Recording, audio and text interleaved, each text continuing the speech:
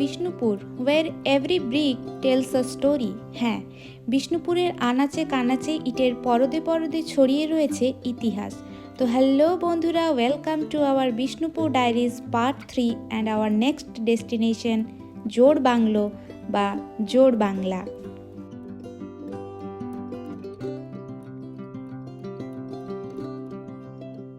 তো আমরা জোড়বাংলাতে পৌঁছে গেছি, আর ভালো লাগার বিষয় হলো লোকেশনটা একদম ফাঁকা, আর সিক্রেটটা হলো একটু সকাল সকাল আসার চেষ্টা করবেন।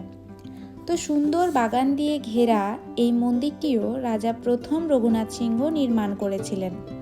ভালো করে লক্ষ্য করবেন, দুটি বড় দোচালা আড়াআড়িভাবে একে অপরের সাথে যুক্ত হয়ে মন্দিরটি গড়ে উঠেছে, আর ওপরের মাঝখানের অংশে ইট দিয়ে তৈরি একটি চারচালা, যেটি দেখতে অবিকল একটি কুটিরের মতো। আর এই মন্দিরটি বর্গাকার একটি বেদির ওপরে নির্মিত হয়েছে।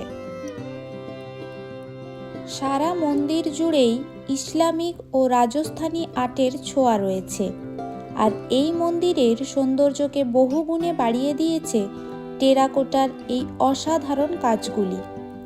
এখানে আমরা সারা মন্দির জুড়েই শ্রীকৃষ্ণের লীলা, পৌরাণিক উপাখ্যান, রামায়ণ, মহাভারতের কাহিনী ও হিন্দু দেবলোকের অজস্র চিত্র দেখতে পাই।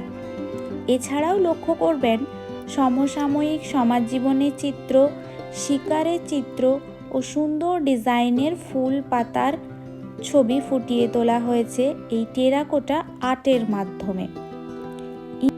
ইটের ওপর কাটিং করে মন্দিরের কাজগুলি, স্পেশালি চালার নিচের পোর্শনটা এতটাই নিখুঁত যে আই এম তো জাস্ট অবাক। আর এক একটা টাইলসকে দেখে তার বর্ণনাটা নিজে নিজে বুঝে নিতে কি যে মজা লাগছিল তা বলে বোঝাতে পারবো না।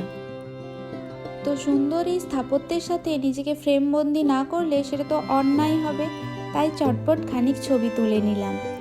তো এই ঠান্ডার মরশুমে ইতিহাসকে জানতে আর সুন্দর এই স্থাপত্যকে দেখতে আসতে আর দেরি করবেন না টেম্পল সিটি বিষ্ণুপুর।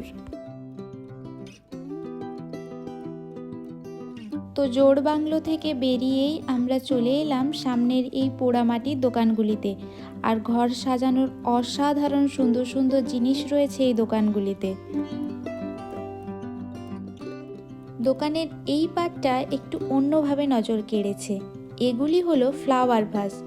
রিজনেবল প্রাইসের মধ্যে খুব সুন্দর সুন্দর ডিজাইন করা এই ফ্লাওয়ার ভাসগুলো একদম অন্য রকম লাগছিল। তো এদিক ওদিক ঘুরতে ঘুরতেই আমাদের চোখ আটকে গেল এই বাউল কর্তাগিন্নির ওপর। বাট আমার হাতে আর একটা কি রয়েছে বলুন তো, কমেন্ট করুন অবশ্যই ওটা কি। তো ভালো করে বাউল কর্তাগিন্নিকে পরখ করে নিচ্ছিলাম যাতে বাড়ি গিয়ে নিরাশ হতে না হয়। আর আমার হাতে এটা হলো যে একটা মাটির স্ক্রাবার। হ্যাঁ, হাত পা ঘষার জন্য মাটির স্ক্রাবার। তো বিষ্ণুপুর ডায়েরিজের জোড়বাংলা পার্টটি আপনাদের কেমন লাগলো অবশ্যই জানাবেন। ভালো লাগলে লাইক, কমেন্ট, শেয়ার করতে ভুলবেন না, আর subscribe our channel to support us.